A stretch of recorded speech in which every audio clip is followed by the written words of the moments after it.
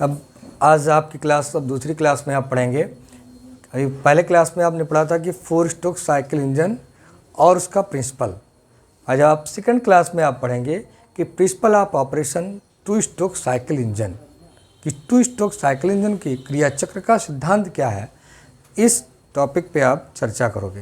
जैसा भी आपने 4 स्ट्रोक में पढ़ा है कि 4 स्ट्रोक साइकिल इंजन, इसमें 4 स्ट्रोक में अपना एक क्रिया चक्र पूरा करता है। वहीं पर अब आपका दूसरा है 2 स्ट्रोक साइकिल इंजन। तो नाम से स्पष्ट है कि 2 stroke cycle engine means 2 stroke में अपना एक चक्र यह पूरा करेगा। मीन्स 2 स्ट्रोक में ये अपना पूरा एक चक्र पूरा कर लेता है।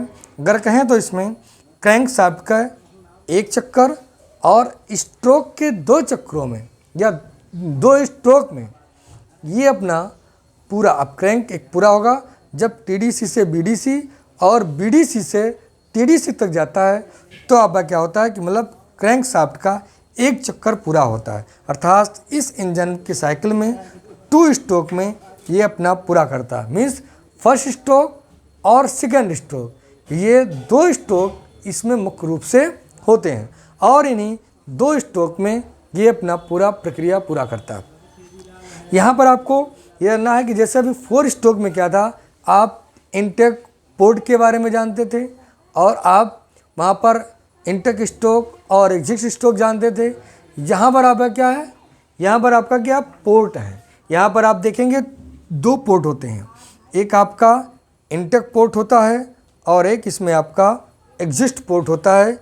ये 2 पोर्ट इसमें मुख्य तौर पर लगे होते हैं। ये दोनों आपका यहाँ से पोर्ट है, एक पोर्ट आपका यहाँ से होता है, जो इसमें खुला क्रैंक केस इसमें।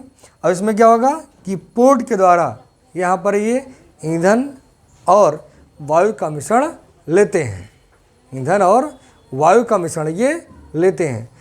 देखिए, जब आपका 4 स्ट्रोक साइकिल इंजन है तो उसमें पहले ईंधन मीन्स पहले एयर अंदर आता है और जब उसमें कंप्रेसर में दबाव पड़ता है वो गर्म होता है, तो उसके ऊपर जैसे फ्यूल इंजेक्ट होता है मीन्स फुहारे के रूप में आता है, तब दहन क्रिया होती है। लेकिन इसमें क्या होता है कि इसमें दोनों का मिश्रण एक साथ, किसके द्वारा, कार्बोरेटर के द्वारा। यहाँ पर कार्बोरेटर के द्वारा ईंधन और हवा का मिश्रण, ये दोनों मीन्स इसके अंदर। वहाँ पर क्या था कि बीडीसी से टीडीसी की तरफ, इसमें जो पिस्टन होता है ये आपका टीडीसी से और यहाँ पर आपका बीडीसी से और ये टीडीसी की तरफ ये मूव करते हैं पहले स्ट्रोक में। तो जैसे पहले स्ट्रोक में जाएगा, दबाव यहाँ पर कम होगा और तुरंत क्या होगा, वायु और ईंधन का ये मिश्रण वहाँ पर जाके भर जाएगा। किसके कारण, जैसे चेक वाल्व और एक कार्बोरेटर से जुड़ा होता है और जुड़ा होने के कारण ये सीधा यहाँ पर वायु और जो ईंधन है उसका मिश्रण भर जाएगा और मिश्रण भर जाएगा और पिस्टन ये नीचे से ऊपर की तरफ चलेगा। और जैसे ऊपर के नीचे से ऊपर की तरफ चलेगा, यहाँ पर ये क्या है, पूर्णतया केस इसका बंद है। चेंबर पूरा क्या, ऊपर का सिलेंडर क्या है, बंद है। इसमें कहीं ऊपर इंटेक पोर्ट एग्जिस्ट पोर्ट नहीं है। तो जैसे यहाँ पर ईंधन और वायु का मिश्रण तो भर लिया है और ये ऊपर जाएगा और जैसे ऊपर चलेगा यहाँ पर, फिर यहाँ पर क्या होगा, तुरंत वहाँ पर प्रेशर बनेगा, मीन्स दबाव उत्पन्न होगा और दबाव उत्पन्न होने के कारण उसमें दहन की क्रिया होती है। और दहन की क्रिया कब होगी, जब पिस्टन ये टीडीसी तक पहुंच जाएगा और दहन क्रिया होगी, फिर वहीं से क्या होगा, शक्ति उत्पन्न हो जाएगा। और शक्ति उत्पन्न होने के बाद फिर जो जैसे भाई जो जली हुई गैसें हैं वो पूरे सिलेंडर में फैल जाएंगी और जब सिलेंडर में फैलेंगी तो पिस्टन को मुख्य तौर पर क्या करेंगी, धकेलेंगी। और ये चीज़ धकेल के पहले यहाँ पर कंप्रेसर हुआ और कंप्रेसर होने के बाद ये यहाँ पर क्या हुआ, पावर हुआ। मतलब ये दोनों चीज़ यहाँ पर एक स्ट्रोक में ही पूरा हुआ। यहाँ पर पूरा कंप्रेसर बन गया और जब हवा फैल गई तो फिर पिस्टन को वो, और कब वहाँ पर कंप्रेशन हुआ, कब जगह, जब टीडीसी तक पिस्टन पहुँच गया। तो होने के बाद फिर क्या होगा, पिस्टन पर दबाव पड़ेगा और फिर पिस्टन वो टीडीसी से बीडीसी की तरफ दबाव आएगा। इसमें जो आप देखेंगे पिस्टन का आकार जो होता है वो इस टाइप का, मतलब एक साइड में थोड़ा सा कटा हुआ मतलब एक तिरछा टाइप में होगा, क्योंकि यहाँ पर एग्जिस्ट पोर्ट से जली हुई गैसें निकलेंगी और बगल से तब तक वहाँ पर इनटेक भी होने लगेगा। जैसा कि आप यहाँ पर देख पा रहे हैं, इनटेक एंड एग्जिस्ट, मतलब कि जैसे यहाँ पर पिस्टन आएगा तो बगल से पहले क्या होगा, यहाँ एग्जिस्ट पोर्ट के द्वारा ये तुरंत क्या होगा, जली हुई गैसें बाहर निकलेंगी और इधर से चैम्बर में होकर के और फिर तुरंत जो इनटेक पोर्ट होगा, यहाँ पर क्या होगा, इनटेक पोर्ट होगा और इस पोर्ट के माध्यम से तुरंत बगल से फिर सिलेंडर में ईंधन और वायु का मिश्रण वो भरने लगता है और भरने लगता है, फिर पिस्टन ऊपर की तरफ जाता है, फिर कंप्रेसर बनेगा, दबाव होगा और दहन क्रिया हो जाएगी। इस प्रकार से फर्स्ट यहाँ पर ये देखेंगे, ये आपका होता है फर्स्ट स्ट्रोक और ये जो आपका होगा ये सेकंड होगा, मतलब ये दोनों यहाँ पर फर्स्ट स्ट्रोक में और ये प्रक्रिया ये आपका सेकंड स्ट्रोक में इस प्रकार से पूरा हो जाएगा। तो 2 स्ट्रोक साइकिल इंजन क्या होते हैं, ये हल्के होते हैं, इनका बनावट सुगम होता है और ये वायु के द्वारा ही ठंडा किए जा सकते हैं और इसमें कम समय में अधिक शक्ति उत्पन्न हो जाती है और इस प्रकार से इसमें जो फ्लाई व्हील होती है बहुत हल्के फ्लाई व्हील की आवश्यकता होती हैं। ये सब इसके कह सकते हैं कि इम्पोर्टेंस के रूप में आप अगर इसकी विशेषताएं कहें तो इसमें केवल 2 स्ट्रोक में अपना पूरा एक क्रिया चक्र पूरा कर सकता है।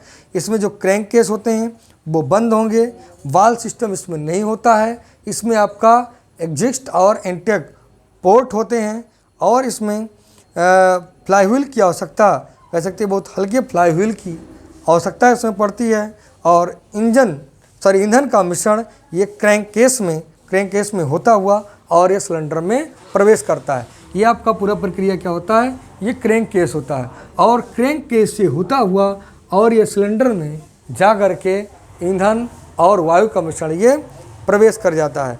इसका अगर विशेषता के बाद इसके अगर लाभ की बात करते हैं कि इसका लाभ क्या होगा, तो इसका लाभ क्या है कि इसकी रचना बहुत सरल होती है, ये बहुत सरलतम तरीके से बनाया जा सकता है क्योंकि इसमें बहुत ज़्यादा भार की वर्ग अपने 2 स्ट्रोक में ही पूरा हो जाना है।